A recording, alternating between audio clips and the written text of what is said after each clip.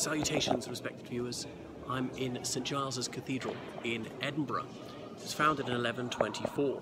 Obviously it was a Roman Catholic cathedral because everybody in Scotland was a Catholic at the time.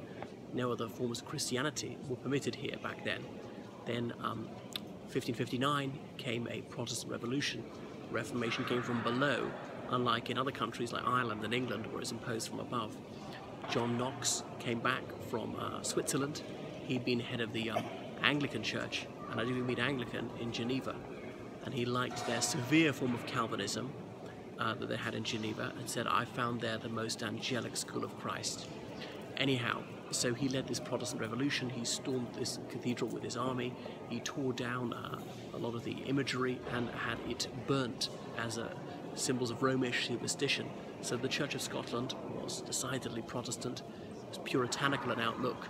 We summed up with the expression "no singing, no dancing."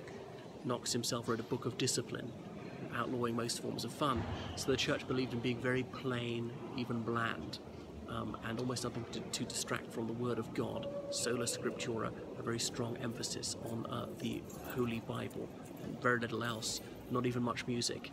So this is officially the High Kirk of the Church of Scotland, Kirk being the word for church, the headquarters.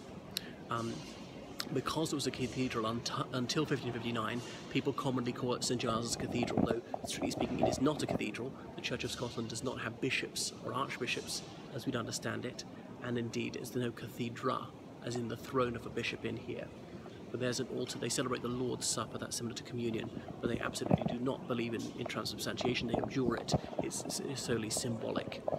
So there's a statue of John Knox, who was born in approximately 1505 in Haddington, in this county of Lothian.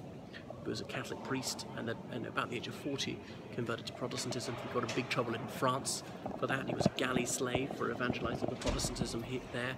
Came back to Scotland, led the Protestant Revolution, and blah blah blah. You can see John Knox's house on the Royal Mile, the street outside. Not sure that he actually lived there though. Anyway, fast forward to 1638, King Charles I. He attempted to impose his Book of Common Prayer on Scotland. People didn't like it. They said it's crypto-Catholic. It's secretly trying to reintroduce Roman Catholicism, and there was ferocious anti-Catholicism in Scotland. So James Hannay was dean of the cathedral. Dean is a position like a clergyman in charge of discipline of the cathedral. Anyway, and he got up to preach from it. Ladies and gentlemen, due to unforeseen circumstances, a woman called Jenny Geddes picked up a stool and threw it at him, saying, Would you say a popish mass in my lug? Lug being the slang word for ear. And everybody else started throwing their chairs at him. The poor man ran away.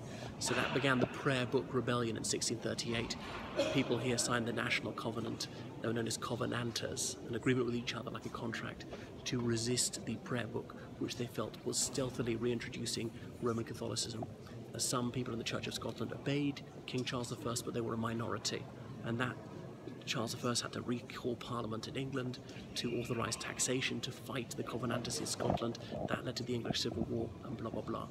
So there is a replica of Jenny Geddes' stool. Very little is known about this woman. She ran a lack and boothie, as in a lockable shop, somewhere on the Royal Mile. So that is Jenny Geddes, perhaps the first woman in the world to start a revolution, indeed a religious war.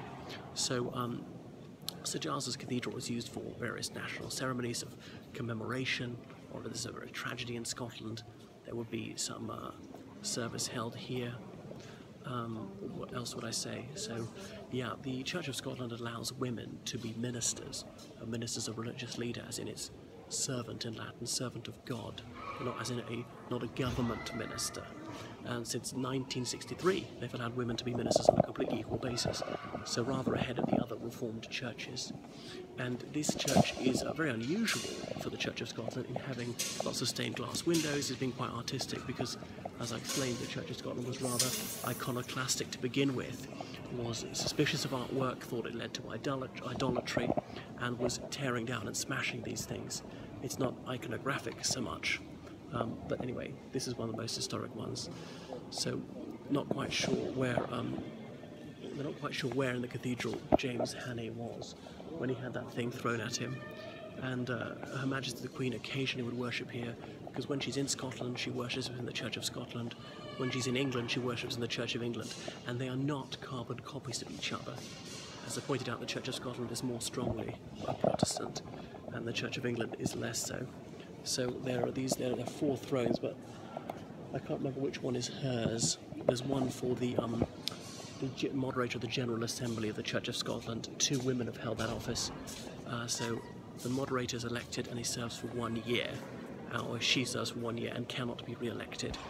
So they prevent people becoming overmighty. Now this has got a royal coat of arms up top, damaged chair, do not sit on it. And it's got that Latin motto, nobody wound me with impunity. Nemo, maybe you can read the Nemo. Nemo, remember probably seen Captain Nemo in a cartoon film. His name means nobody, with a lion rampant. That's the royal standard in Scotland. Anyway, I was fascinated to find out about the pulpit. Well, maybe the lectern, sorry. You can perhaps see it's like an eagle. Well, it's not a very good angle to show it to you from. And just like in the Church of England, they often balance the Bible on a lectern shaped like an eagle. Why it's shaped like an eagle, I'm not sure. The Gospels all have an animal as a symbol, and I don't recall which one is an eagle. So I'll go around the corner and be able to show you from a better angle what that eagle lectern looks like. There's the eagle lectern, and that's where you'd rest the good book.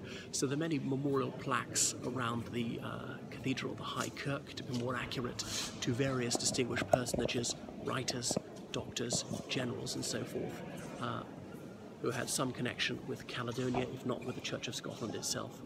So that's enough. There's more than I could film here. You could go on for hours and hours. It is free to visit. It's right on the Royal Mile, which, as I said, is by far the most historic street in North Britain. And over there, hanging up various British flags for regiments of the army, because this is the national church. Some say, and it's not a state. The church is not an established church. Its status is not quite the same as the Church of England is in England. There we go. All right. So I think that's probably enough now. You could look around yourself. Highly recommended to have a look at this gorgeous and extraordinarily historic and ancient place of worship with this gigantic cathedral. All right. And even looking at the ceiling is worth the effort. What do you call that, a vaulted ceiling? And the various coats of arms up there, or various coats of arms flags at the far end. So it's facing east, as in towards Jerusalem. It's not really angled towards Jerusalem as such, but just roughly east. Also the sun rises in that direction. If a church is to the east of Jerusalem, would the altar face towards the west? I don't know. But they don't have an altar as such. They have a table, a Lord's table, since they don't believe in, it's not communion as such, it's the Lord's table, that ceremony, which they have only a few times a year. All right, I'll switch it off now.